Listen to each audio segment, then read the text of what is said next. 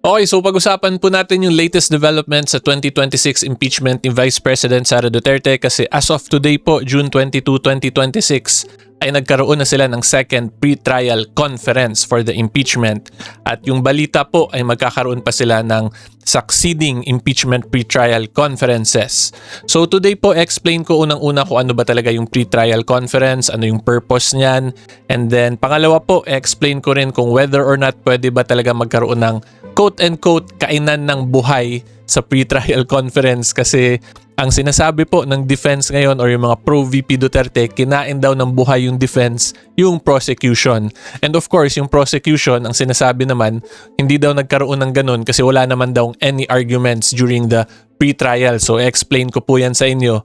And then, pangatlo po, i-discuss ko rin kung whether or not kailangan ba talaga umattend ni VP Sara sa pre-trial conference. Kasi ang sinasabi po ngayon, hindi daw niya siniseryoso yung impeachment because of her non-appearance. So titingnan din po natin yung batas or yung Senate rules in relation to that issue. And then magdi-discuss din po tayo about reservation of witness, of evidence, at kung ano yung ibig sabihin, posibleng ibig sabihin po nitong 62 hearing dates na hinihingi ng prosecution, tapos 30 hearing dates naman ng defense. So tandaan po ninyo, per hearing date po, that is equivalent to 1 calendar day po yan. So more or less, nasa 3 months po ngayon yung magiging impeachment trial proper ni VP Sara based on this. Okay, so good day po to all of you, my fellow taong bayan, mga kasimor. At yan po ang video natin for today. Okay, so as to our first question, kung ano po ba talaga ang pre-trial. So, pre-trial po is the part of the case kung saan bago mag-trial ay nagkakaroon sila ng conference or hearings which is called the pre-trial. So, kung makikita po ninyo, very self-explanatory din po yung name niya. It is the hearing prior to the trial, hence the name pre-trial po. So, dito po hin-highlight ko kung ano yung nakalagay sa Rule 118 ng Rules on Criminal Procedure, kung ano yung purpose niyan. So letter A, plea bargaining, stipulation of facts, marking for identification of evidence of the parties, waiver of objection to admissibility of evidence, modification of the order of trial if the accused admits the charge but interposes a lawful defense, and F, such matters will promote a fair and expeditious trial of the criminal and civil aspects of the case. So una-una po i-take note ninyo, itong pinapakita ko sa inyo ay the rules on criminal procedure. However, hindi po to strictly nag-govern kasi impeachment po yung meron tayo. Pero yung rules of court nga, according to the Senate impeachment rules, it applies suppletorily naman. Meaning, pag hindi nakalagay dun sa impeachment rules yung requirement, susundin itong rules on criminal procedure or itong rules on civil procedure. And yung pinaka-purpose naman po kasi talaga ng pre-trial ay para maging maayos at mas mapabilis po yung trial proper.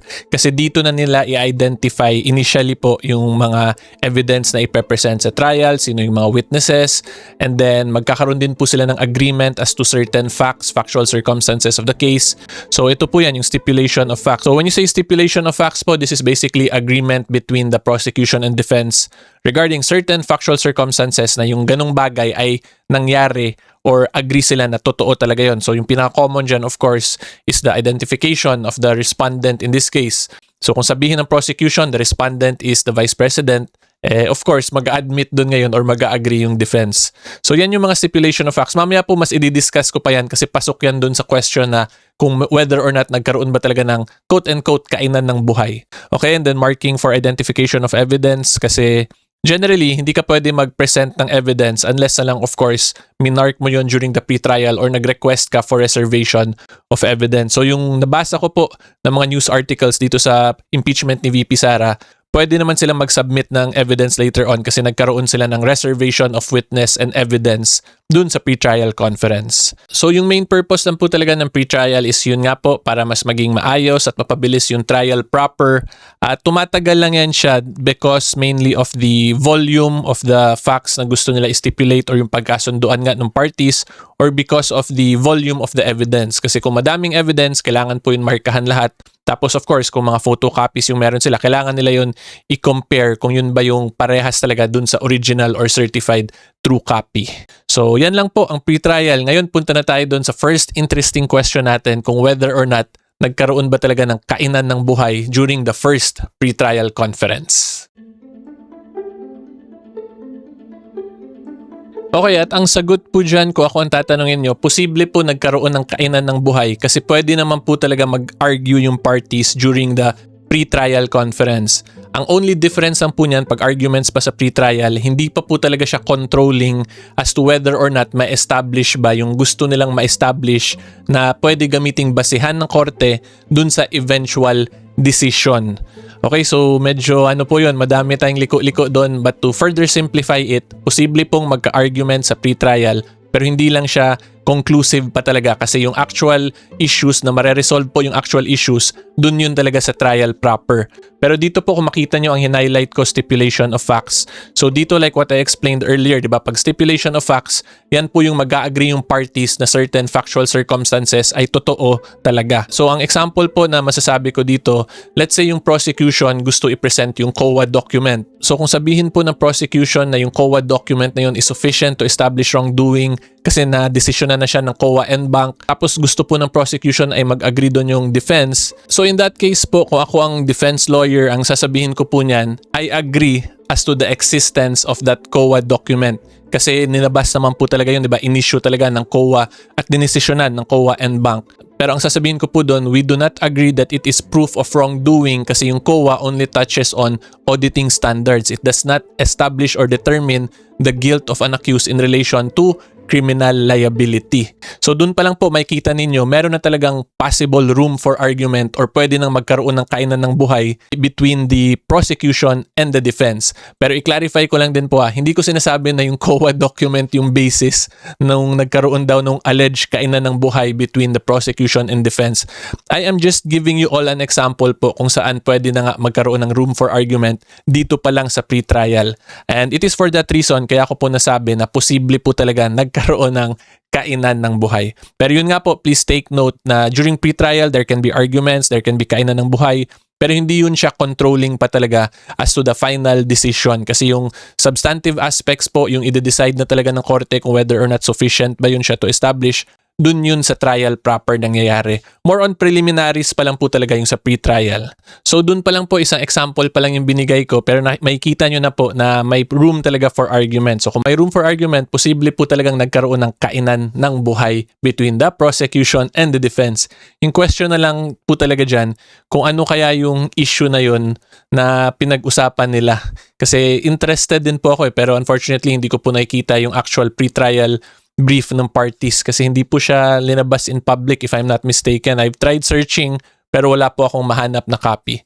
Okay, so anyway, yan po as our first interesting question. Ngayon po punta tayo sa second question kung whether or not kailangan ba talaga umattend ni VP Sara or ng respondent sa pre-trial conference. So break lang po muna tayo mga kataong bayan Seymour kasi gusto ko lang po pasalamatan kayong lahat. We have recently crossed po 450,000 subscribers sa YouTube. Currently 456 na po. Maraming salamat po sa suporta. Sa mga hindi pa po nag-subscribe, hopefully you can consider subscribing kasi libre po yung YouTube subscription ko. And then kung gusto nyo naman po ng behind the scenes /Maritesan, sa Facebook naman po kayo mag-follow. Okay, so yan lang po. Again, maraming salamat po sa suporta. Ngayon po, tuloy tayo sa discussion. Okay, so for that, pupunta naman po tayo sa rules of the Senate and then dito po sa impeachment rules nila. And to be specific po, nasa number 7 tayo ng impeachment rules. So kita nyo po dito na resolution number 39, resolution adopting the rules of procedure impeachment. Tapos pupunta po tayo sa number 7 dito sa last paragraph, itong part. So i-zoom in ko lang po. And then kung makita nyo dito, if the person impeached after service shall fail to appear either in person or by counsel on the day so fixed or appearing shall fail to file his answer to such articles, so on and so forth, the trial shall proceed nevertheless as upon a plea of not guilty. So in very simple terms, hindi po kailangan talaga umattend ng respondent or ni VP Sara kasi pwede naman po siya in person or by counsel.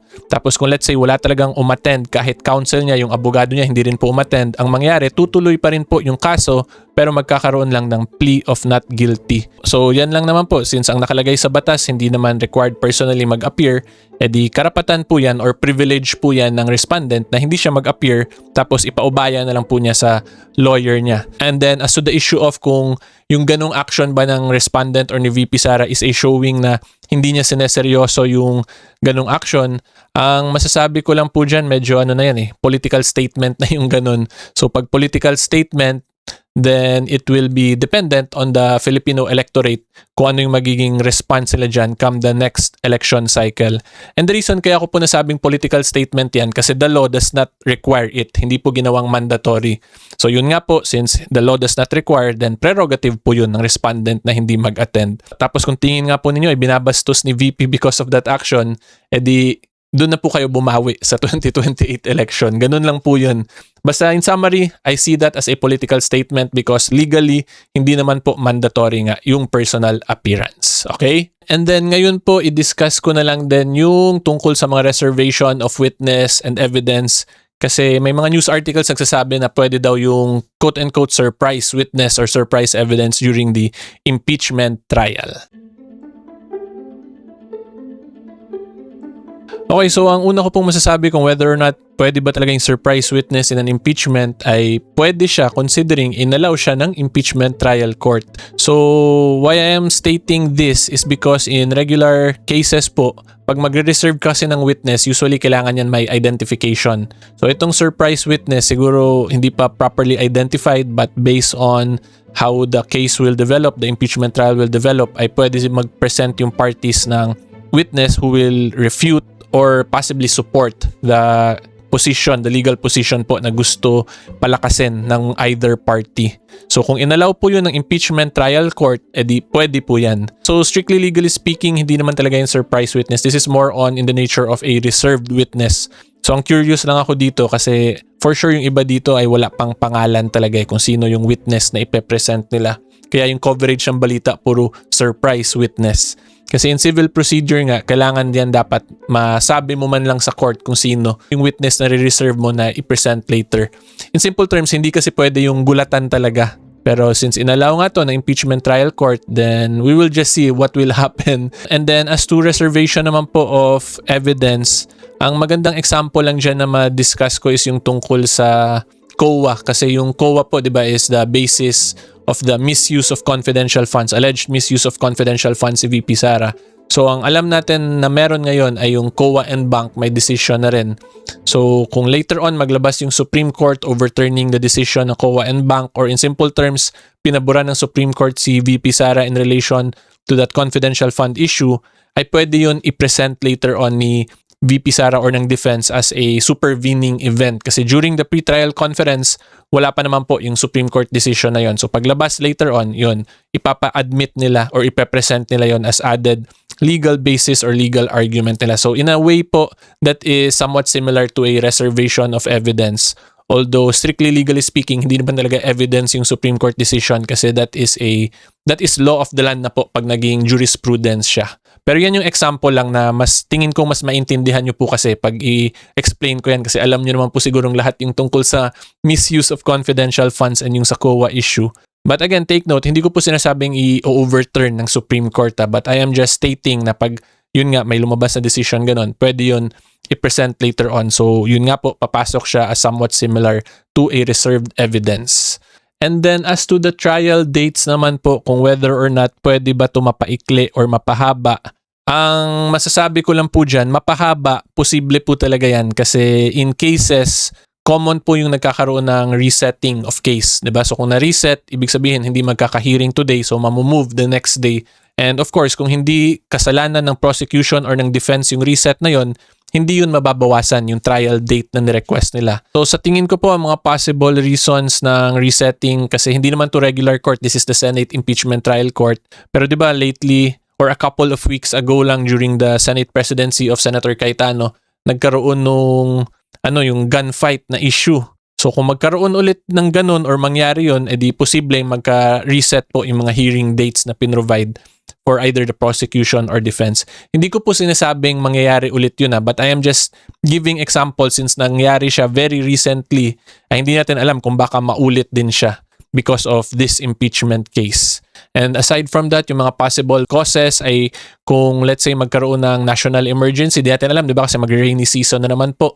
Baka magkaroon ng very severe bagyo, tapos kailanganin ng Senate na mag-convene as the Senate during a date na supposedly impeachment hearing, di posible po ma-reset ulit yon. So kung nakikita po nyo, mas madali pong mapahaba. Pero kung mas mapaikli, tingin ko po hindi yun siya automatic. Kasi yung mga 62 dates na to na ni-request ng prosecution, generally po kasi or in my experience sa general litigation, pag binigyan ka na ng fixed dates ng korte, tapos let's say natapos ko yung presentation of evidence instead of 5 hearing dates, natapos ko 3 hearing dates lang, itong 2 hearing dates, hindi naman po yan i-adjust ng court na ililipat dun yung reserved hearing dates nung defense eh.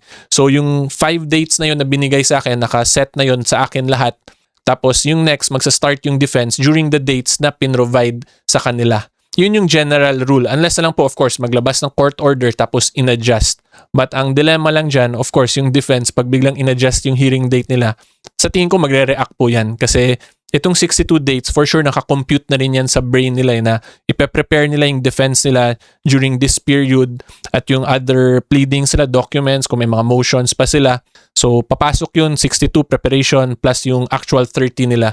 So, kung biglang tanggalin tong 62, naging 30, tas nagkaroon ng 30 na vacant, biglang minove sila ng 30, ang laking ano po nun, ang laking bawas dun sa period of preparation nila. Yun lang yung nakikita kong reason kaya posibleng mag-o-object yung defense kung biglang sabihin ng prosecution, ay tapos na pala kami. Kasi yun nga, since sa defense in their mind, naka-fix na yung 62 plus yung 30 nila. Pero of course, that is still subject po to the Senate Impeachment Trial Court kung let's say, i-adjust nga nila yung dates or i-grant or deny yung mga ganong objections or motions ng parties. Again, please take note po, I'm just sharing my general knowledge or wisdom regarding litigation in relation to possible scenarios po sa impeachment ni VP Sara. Kung gusto niyo naman po malaman kung whether or not maapektuhan ba yung impeachment conviction vote dahil na-suspend na si Senator Jinggoy, i-click nyo lang po itong video na to na nasa gilid ng mukha ko. Tapos kung gusto nyo naman po malaman yung mga discussion ko tungkol dun sa Senate presidency ni Senator Alan Peter Cayetano, yung away po nila ni Senator Gatchalian, ay i-click nyo naman po itong video na to. Okay, so hopefully klaro po yan, and until next time, see you all po. Bye-bye!